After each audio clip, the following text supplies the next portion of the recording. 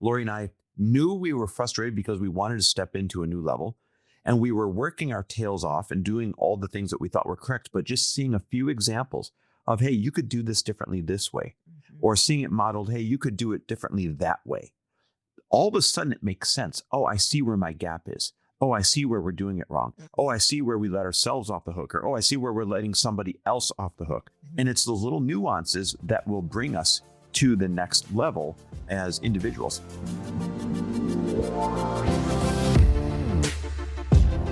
Welcome, everybody, to the Chris Harder Show, where we are making you unapologetic about your pursuit of success, knowing that when good people like you make good money, they can then do great things. My name is Chris Harder, and several times per week, I will bring you epic guests, solo episodes, and every single tool, trick, and skill set you need to grow your business, grow your money mindset, and to grow your wealth to levels that you have never reached before. I've ended up in a unique place in life where I've got the experience, the connections, and all of the secrets that it takes to be successful. And I'm lifting the curtain to reveal it all to you in an effort to help put you in a position of abundance so great that you can then be as generous as possible. So let's lock arms and let's get started. And we're back. With another episode of He Said, She Said. And babe, we are literally back from one of the best trips of our life, like one where we came back as brand new people. As a matter of fact, this episode is like a thank you to Dan Martell and his wife, Renée Warren, for saying, come up here and let us treat you to a few days that will blow your mind and up-level you. And, you know, I don't know if their intention was to set a new standard for us, but they absolutely set a new standard for us. You know, I know it was just to connect and have fun and get to know each other more, but we have left that trip as entirely different people. And by the way, I still can't wrap my head around this, but they listen to our episode. I don't know why in the world, like mind-blowing, but Dan Martell and his wife, Renée Warren, listen to, you know, this He Said, She Said episode. So if you guys are listening, this is our thank you episode to you, where we actually get to explain the difference that people like you make in the lives of other people so that all the listeners can rise to the occasion and do the same for the people in their life. So I got invited to speak at the Pink Skirt Project, which is Renee's event. And it was her very first time she ran this event. And I can tell you that she absolutely knocked it out of the park. That's awesome. There were 300 women there, and the women, like some of the most incredible women that I've gotten to meet. I went to one of the VIP dinners after the event and got to really, really just sit down with groups of women who attended and get to know them. And this is like such an incredible group of women and such a great experience. If you have not gone to that event, if you didn't go to this last one, I highly, highly recommend it. But she knocked it out of the park. So that is where this little couples mastermind came from afterward, is they were like, you know, would you guys come up and speak with some other women, and we'll have this couples mastermind afterward. And so I'll tell you that I had no idea what I was expecting, but you know, when somebody like Renee and Dan asks you to go somewhere, you just say hell yes, and you buckle up and you just do whatever, because they are people who are living the type of life that we want to be living, not just the lifestyle, but who they are in the world and what people say about them and what they do for their communities. So we got invited to Dan's headquarters, and I would say this was like the first moment of just getting my mind absolutely blown, outside of obviously Renee's Pink Skirt Project event. And the whole team was there. He's got 2 different levels and of this particular building, and he was introducing us all to the team and what they all do. And everyone there immediately, from the second we got there, we could just feel like this culture and this radiating of just happiness and these super high standards. Top-notch energy. Yes, incredible, incredible energy. And so, you know, Dan started really talking about the standards that he holds at the office. And this will give an example right down to, he makes everyone meal prep for the day because he wants you to feel good and be healthy and show up in your most energetic, most powerful way. And that starts within his mind, obviously, and what I believe as well, the foundation of food. And I just thought that was so incredible that he actually required people to meal prep. Required, like let that sink in. It's not a recommendation. It's not this. If you're going to work here,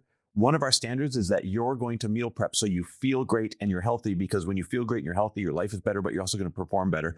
And if you don't want to meal prep, then you're out.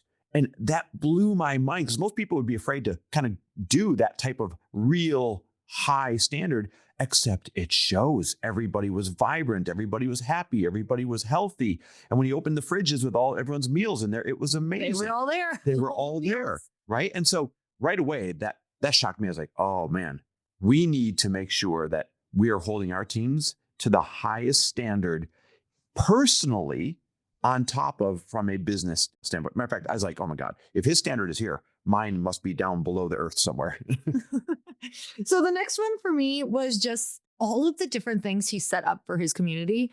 I can't even begin to tell you how much this human being, wherever he goes, is recognized for doing something good for the community. He has something called the King's Club, which is about empowering young men. And he dedicates so much of his time. And I know Renee is a big part of all of the things that we're talking about too, where it's so important to him to help the youth in his community and set an example and show them what's possible because of what he went through as a young kid and his story, which you guys, if you don't know his story, I did an incredible podcast with him on the Earn Your Happy podcast. You can just search his name and go and check it out.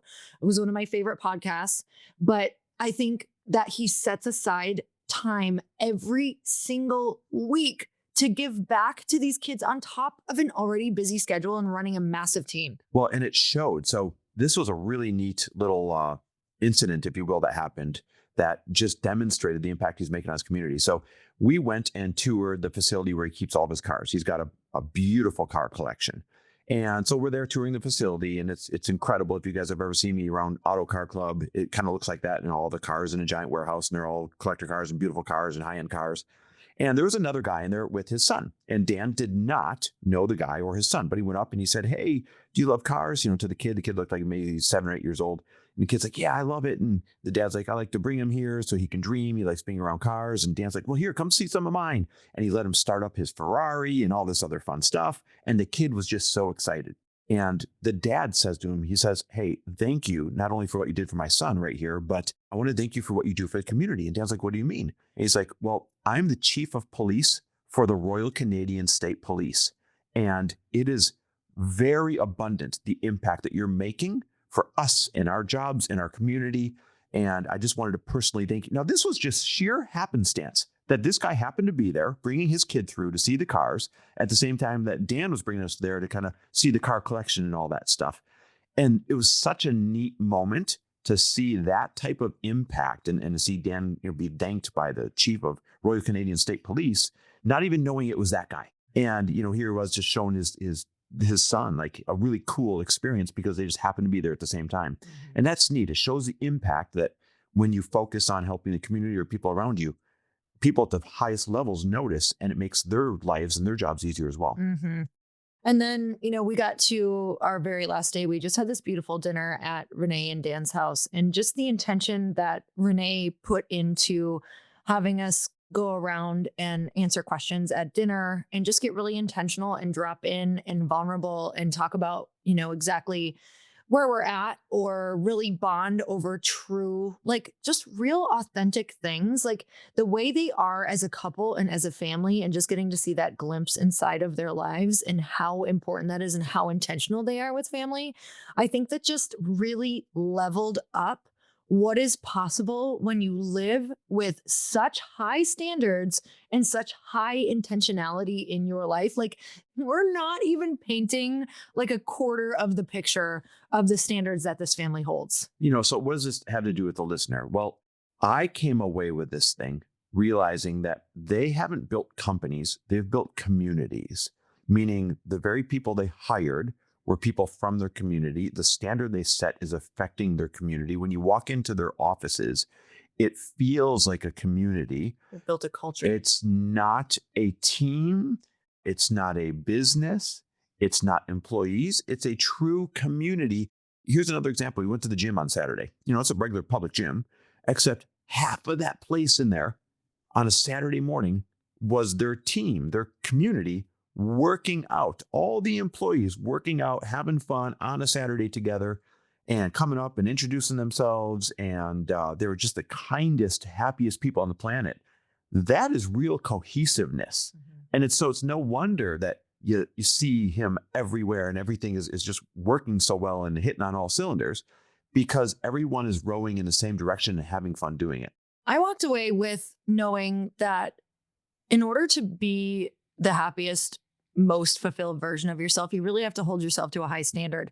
But even on top of that, you have to hold the people around you to a very high standard, to the standards that you have. Because if you don't hold people to a standard, it's not a service to them. It's not a favor to them. In fact, the more that he held a really high standard for people, that was maybe to some people kind of harsh. Like, yay, if you don't do this, if you don't meal prep, if you don't do this, you're out.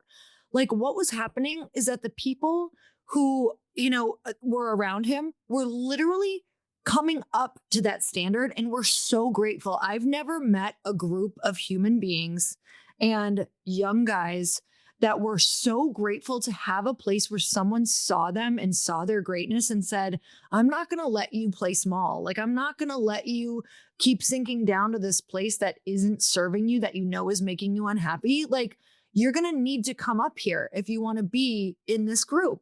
And what happens is that it pulls you up to this level of yourself that you didn't even know was possible. And you get to experience this pride and confidence and almost swagger. Like all of these kids were young kids on his team, like truly like 20s, some were even, we met this 18-year-old kid who was just like so insanely grateful for what he was able to not only do, but like the person that he was becoming by hanging out with these people. And they all said, we want to be like them. We want to be like Renee and Dan. We want to be, this incredible man in the community. And the only way we're going to do that is to be around these people. And so we'll do whatever it takes to stay in this group, in this culture, in this community. And so I think for Chris and I, we were like, wow, it is a total disservice to kind of let people play small or let them not, let them get away with not really showing up or not doing their job very well. Like that's not a service to people. And it's also not a service to myself to not hold myself to the highest standard or hold other people to them too. I'd say one more thing you could borrow from our experience if you're looking to have an optimal team and an optimal life is the surprising amount of stuff that he trusted his team members with and held them accountable to. So all over the walls are screens full of KPIs and names next to those KPIs. And so every team member, they're looking at all these screens on the wall real time and they see their KPI real time and their name, whoever owns that KPI, right up there for the whole team to see. And that type of accountability and responsibility is what makes them really show up bigger than they would otherwise. And it's not just about displaying the KPIs and saying, hey, you own this, but it's about trusting those people, giving them full autonomy. So I asked him, I said, well, who is the tiebreaker when you're making this piece of content? Who gets to decide we're doing it this way or we're doing it that way if you guys are divided? And he said, it can't be me because then I can't hold them accountable to the KPI. So it's them.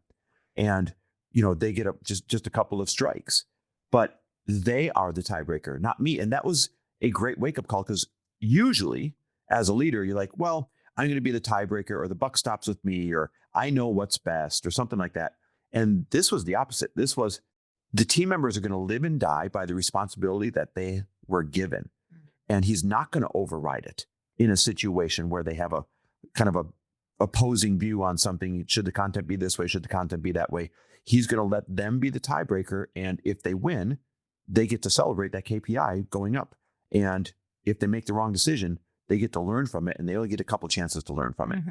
So we're so grateful. It was just a really amazing eye-opening weekend. Like we left, we went for a really long walk before our flight and we were just like vibrating and really talking about some hard stuff too, to be honest, because when you hang out with people that are that high level and have such a high standard, you kind of have this mirror put in front of your face of like, how am I being and where do I want to change? So Chris and I had a really beautiful long walk just talking about what does this look like? What are the conversations we have to have? What do we have to personally change? Where are we totally letting ourselves slack off in our life and our standards, which also means we're not holding people to those either.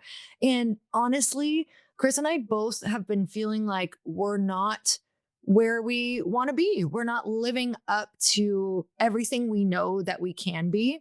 And so I think just implementing a few of these things that we saw that really inspired us, already we feel different and we're super excited about it. Well, and that right there is what happens when you hang around people that are doing what you want to be doing at the level that you want to be doing at. So, Lori and I knew we were frustrated because we wanted to step into a new level. And we were working our tails off and doing all the things that we thought were correct, but just seeing a few examples of, hey, you could do this differently this way, or seeing it modeled, hey, you could do it differently that way. All of a sudden it makes sense. Oh, I see where my gap is. Oh, I see where we're doing it wrong. Oh, I see where we let ourselves off the hook. Or, oh, I see where we're letting somebody else off the hook. Or I see where we're not letting them fully own this one thing, right? And it's those little nuances that will bring us to the next level as individuals. So like, watch out, because whether you think we're doing well or not well or whatever, that's all subjective. You're about to see us continue to step into a much higher level, because we didn't just walk away inspired, but we walked away with tools and reflections of here's how it could look a little bit different.